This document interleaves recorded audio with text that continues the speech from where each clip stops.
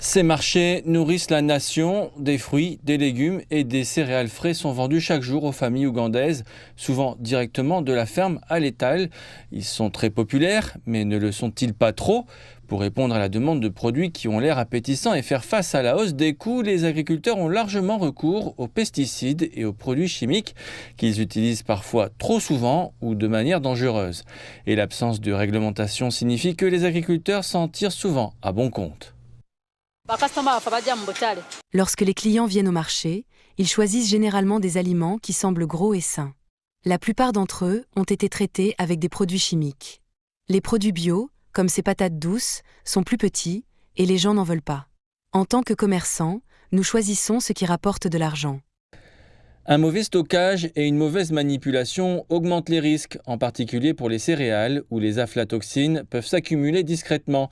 Il s'agit de composés toxiques causés par des moisissures qui peuvent contaminer les cultures. De nombreux agriculteurs ne comprennent pas les dangers, ils pensent que ce qu'ils font permet en fait de produire des aliments plus sûrs.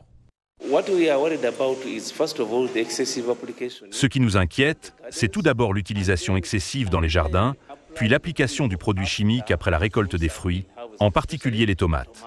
Je suis sûr que tous ceux d'entre vous qui ont acheté des tomates au marché ont remarqué cette substance chimique blanchâtre sur les tomates. Les agriculteurs l'appliquent en pensant que cela va protéger les fruits et les empêcher de pourrir. Pour de nombreux ménages, c'est le prix et non la sécurité qui est le facteur déterminant. Les experts médicaux affirment qu'une exposition prolongée à des aliments contaminés peut avoir de graves conséquences. Il est important que les gens sachent que personne ne naît avec un cancer, mais que certains peuvent naître avec une cellule susceptible de se transformer en cellule cancéreuse. Or, bon nombre de ces produits agrochimiques ont la capacité de déclencher le processus de transformation de cette cellule en cellule cancéreuse.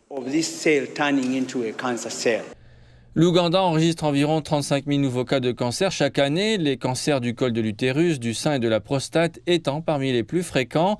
Bien qu'aucune cause unique ne soit mise en cause, les médecins affirment que la sécurité alimentaire ne peut être ignorée. L'Ouganda produit suffisamment de nourriture pour nourrir sa population, mais la faiblesse de la réglementation, le caractère limité des contrôles et les lacunes dans leur application font que la sécurité passe souvent au second plan, transformant l'alimentation en un risque pour la santé publique, en particulier pour les enfants et les communautés vulnérables. Selon les experts, la pression pour récolter rapidement, combinée à la formation limitée des agriculteurs, favorise des pratiques dangereuses au niveau des exploitations agricoles. Ces aliments susceptibles de contenir des aflatoxines sont très consommés, et s'ils sont très consommés et très demandés, tant à l'intérieur qu'à l'extérieur du pays, cela signifie de l'argent, cela signifie un marché, cela signifie des recettes, cela signifie des revenus, cela signifie un développement économique mais aussi social. Nous devons donc exploiter ces opportunités.